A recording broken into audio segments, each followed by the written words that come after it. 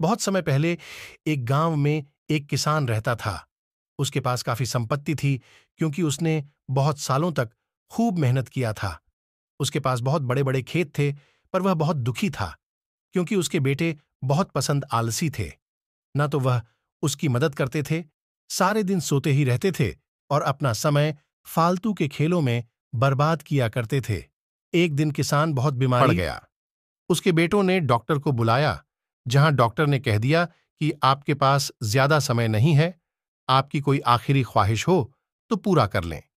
वैसे तो आलसी बेटे कुछ काम नहीं करते थे, लेकिन वह अपने पिता से बहुत प्यार करते थे। डॉक्टर के जाने के बाद वह सभी रोने लगे।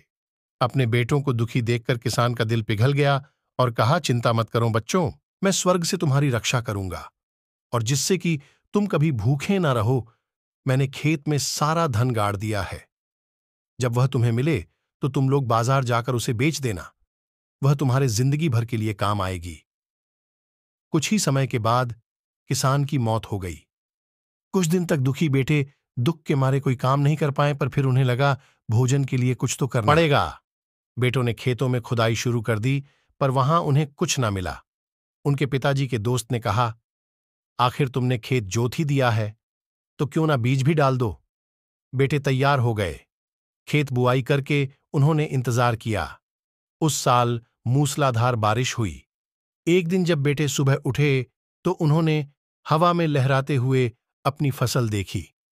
यह सब देखकर उनकी आंखें फटी की फटी रह गईं, और उन्होंने कहा कि यही वह धन था जो पिताजी हमारे लिए छोड़ के चले गए।